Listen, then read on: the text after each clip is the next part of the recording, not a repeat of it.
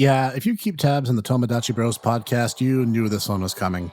I really do need to come up with some kind of subsection for games precisely like this, because Viewtiful Joe was anything but obscure in its day. But nowadays, nobody talks about it anymore. Heck, he didn't even get to be a passing homage in Marvel vs. Capcom Infinite. But let's not get ahead of ourselves. Everyone, get some popcorn and your V-Watch. It's time to Henshin-A-Go-Go, baby.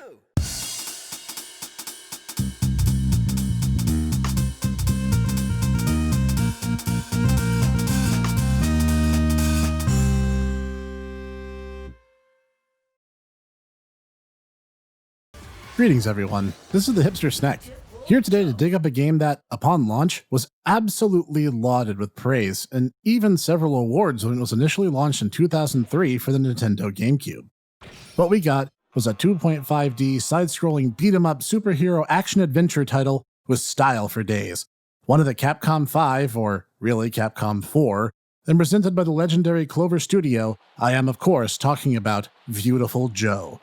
A love letter to both movies and action games, spearheaded by Hideki Kamiya and Atsushi Inaba, the combined director-producer combination that would go on to make the wonderful 101. Everything from this game's presentation, to the distinctive superpowers held by the hero, to the unique and interesting boss encounters, all reek of style and creativity. Heck, in Japan, the game was even subtitled A New Hope. In the event, the movie theme was lost on anyone observing it. The basic plotline is a simple one, but a throwback to classics of old. Young couple, Joe and Sylvia, decide to go see a movie starring Joe's favorite superhero, Captain Blue. Sylvia, meanwhile, views the dark theater they alone occupy as an opportunity to strengthen their relationship, but Joe is too busy fanboying over his hero on screen. However, just as the movie is reaching the big heroic moment, something strange happens. Sylvia swearing she's seen the movie before and Joe insisting that that's just not possible. Before the mighty giant robot Six Majin is knocked clean out of the film and into the theater seats. Then, before he can parse what's even happened, the villain reaches out and grabs Sylvia, dragging her into the movie, leaving Joe at a loss. Suddenly, Joe himself is taken by Six Majin in hot pursuit to rescue the damsel in distress from the evil enemy organization known as Jado. Luckily, he's not alone. The spirit of Captain Blue appears before him and bestows his powers onto Joe, who becomes a burning red superhero in his own right, ready to kick and punch his way through the bad guys. And thus, the game begins. And as soon as you turn the game on, it looks amazing. Viewtiful Joe was one of the early games that took advantage of cel shading and did it way right. This is in large part because they use a lot of shading to give everything in the environment really sharp contrasts between its lighter and darker sections, so that way you aren't being the recipient of a Technicolor fist to the face. Another interesting technical feature is that the GameCube was also chosen in part due to being able to place overlaid effects on the camera, including the different various effects that occur when Joe uses his various VFX powers, contributing to its literally cinematic approach to visual design. Each level maintains its own themes, as you likely guessed, and each is brought to life by both excellent overall level design and presentation, but also in thematically appropriate use of the robotic minions of Jado known as the Bianchis. There's also a lot of fun, hidden in plain sight things, like during the Grand Bruce boss fight, you can knock various junk items out of him, including a GameCube, or how several of Joe's moves will change if you use your various powers within certain combinations. The soundtrack is amazing. It was done by Capcom Studio 4, so of course it is, mostly with a rock motif strewn throughout, giving an already fast-paced game an equally up-tempo listening experience. The level themes are all high-flying, the boss tunes are awesome, and the game's end credits theme is worth listening to all on its own.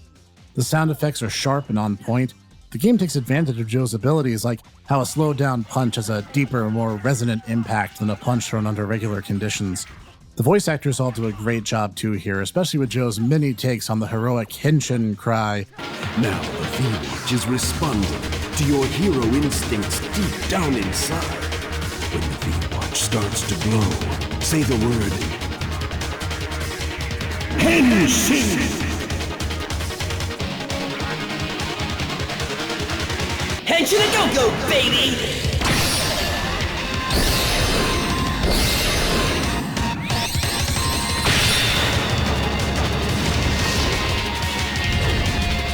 You want some?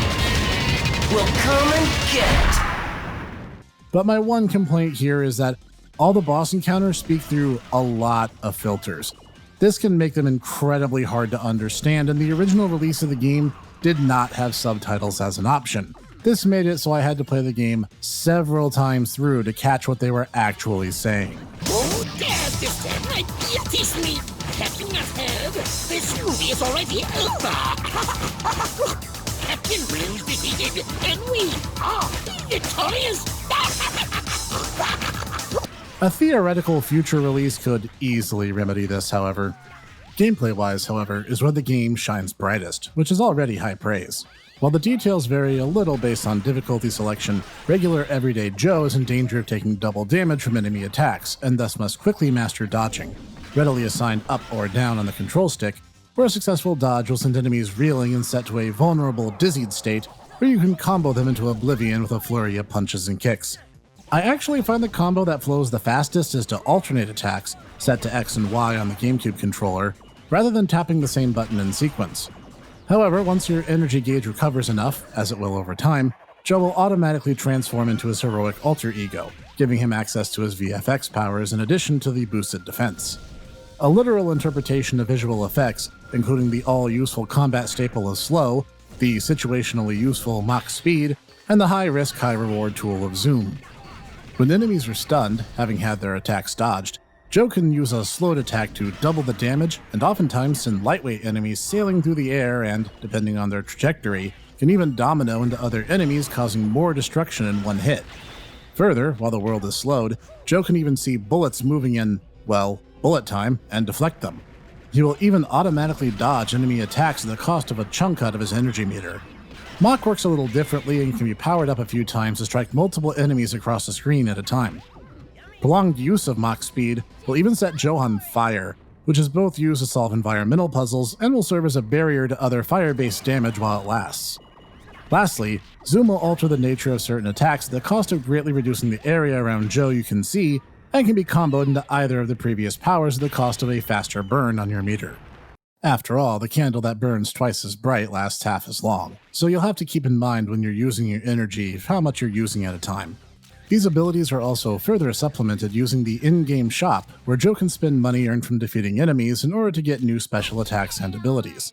Things like the diagonal dragon kick or the emergency recover ukemi, I hope I'm saying that word right. All these, combined with the above, are what Joe will need to see his quest across Movie Land through to its completion. And not just that, a huge part of the game will hinge on learning how each enemy attacks, deflecting bullets at cowboy enemies, dodging around whirling ballerinas, the punching Bianchi mooks, the huge intimidating enemies who will try to crush you in one hit, to say nothing of the larger-than-life bosses, which will all utilize all of Joe's abilities to their utmost. As a whole, the game is a lightning-fast action game from start to finish. You'll have to get used to all your abilities and the way they work together, including things like uppercutting an enemy for airtime and then jump-kicking them in order to activate a late-game switch, and it'll feel amazing the entire time you're doing it. That said, is there anything I didn't like? Well, the game is rather short, constituting 7 or 8 levels total. However, there are 3 additional bonus characters to play once unlocked, each with their own unique gameplay twists, and several difficulty levels to pick from.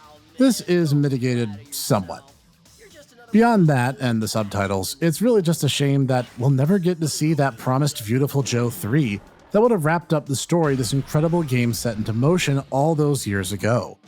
But it's not all doom and gloom. The game was still successful enough to merit a direct sequel, 2 spin-offs, and an anime that we in the West got half of. Some games don't even get that much to their names, and since Kamiya has expressed interest in the character again and has even lovingly homaged him in The Wonderful 101, it's not impossible that maybe we'll see a revival someday. Heck, he's even been a popular pick on Twitter whenever the Teppen guys ask who we'd like to see as a future hero, so I'm not discounting that option either. But for now, it's time for the sign-off. This has been the Henshin-A-Go-Go, and yes, I know I've used that one before, and I don't care. If you liked today's video, you can tap the like button to let me know. Leave a comment below if you're familiar with this game before now, or if this maybe was your first time ever hearing of it. It has been 17 years after all. For more like this each week, you can hit the subscribe and bell icon so you're always informed when a new video goes live. Or you can get more from me over on the Tomodachi Bros Podbean and YouTube, where my closest bros and I talk anime, movies, and more. And now, even more additional content with Let's Plays and tabletop games. But join me here each week for more obscure reviews, indie excellence, and even more. I will see you there. Hey everyone, thanks for watching. And if you're still watching, I just wanted to let you guys know that I wanted to extend a big thank you to all my viewers for helping us recently break the 250 subs milestone. That is crazy to me. The fact that we did it so quickly is all thanks to you and you guys supporting me, and it means the world to me. So I want to give a little something back in return. Between now and the time we hit the 500 subs mark, both on my YouTube discussion page tab and over at my Twitter at Hipster, there is now an open AMA, or Ask Me Anything, where you guys can ask as many questions as you want. When we hit the 500 subs mark, I will sit down, make the video, and answer every question that doesn't get me banned off YouTube. The posts are already there and pinned, awaiting your input. I'm curious to see what you guys are curious about. So I'll see you at the 500 subs mark with all the answers that you've been craving, and I will see you there.